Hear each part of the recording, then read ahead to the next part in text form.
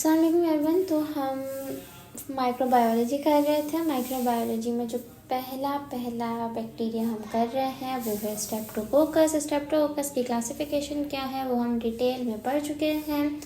Streptococcus पायोजेनेस क्या है, एगिलेक्टाई क्या है, स्ट्रेप्टोकोकस नमूनी क्या है, स्ट्रेप्टोकोकस विरिडेन क्या है, सब हम डिटेल में कर चुके हैं। इस क्लासिफिकेशन को मैं एक बार फिर आपको रिवाइज़ करा रही हूँ। इसको रिवाइज़ कराने का मकसद सिर्फ एक है कि ये बहुत इंपॉर्टेंट है, इससे बहुत MCQs आते हैं, प्लीज़ गलत ना कीजिएगा। अगर इतना रिवाइज़ के बाद भी गलत किया है ना तुम लोगों ने तो क्या ही करूँगी मैं। खैर, स्ट्रेप्टोकोकस हमारा ग्राम पॉजिटिव बैक्टीरिया होता है। ये हमारा कैटालिस नेगेटिव होगा। हिमोलिसिस के बेसिस में 3 ग्रुप हैं, अल्फ़ा बीटा गामा। अल्फ़ा में पार्शियल हिमोलिसिस है, बीटा में कंप्लीट है और गामा में बिल्कुल भी हिमोलिसिस नहीं है।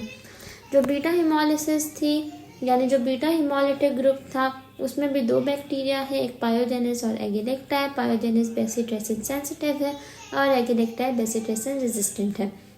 इसी तरह जो अल्फ़ा हिमोलिसिस वाले यानी पार्शियल हिमोलिसिस वाले अल्फ़ा ग्रुप वाले बैक्टीरिया हैं वो भी 2 हैं, नमूनी और विरिडिन। नमूनी हमारा ऑप्टोजिन सेंसिटिव है और विरिडिन हमारा ऑप्टोजिन रेजिस्टेंट है। इसी तरह अगर मैं बात करूँ हमारे गामा हिमोलिटिक ग्रुप की, तो अगर आपका बैक्टीरिया ग्रो कर रहा है 6.5% NaCl सॉल्यूशन में तो हमारे पास वो एंटेरोकोकाई होगा जिसमें फीकलिस और फीकम आ रहा है। और अगर ग्रो नहीं कर रहा तो हमारे पास बोविस आ रहा है।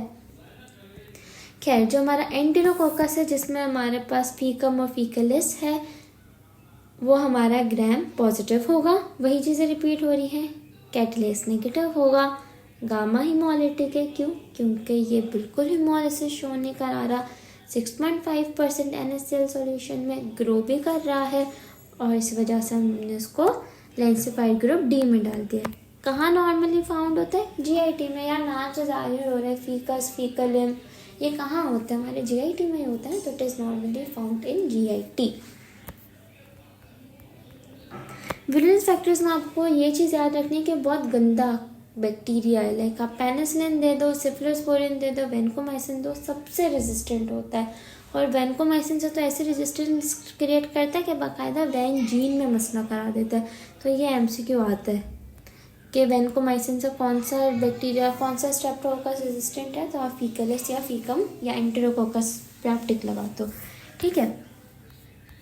क्लिनिकल फीचर्स क्या है, यानी कौन कौन से क्लिनिक मतलब डिजीज़ेस हो सकती हैं। तो सबसे पहले UTI। देखें, जितने भी बैक्टीरिया आपके GIT में प्रेजेंट होते हैं ना वो UTI कॉज कराते हैं। क्योंकि नॉर्मली जब आप स्टूल पास कर रहे होते हैं तो आपका लाइक रेक्टम और यूरेथ्रा काफ़ी करीब होता है, स्पेशली फीमेल्स का।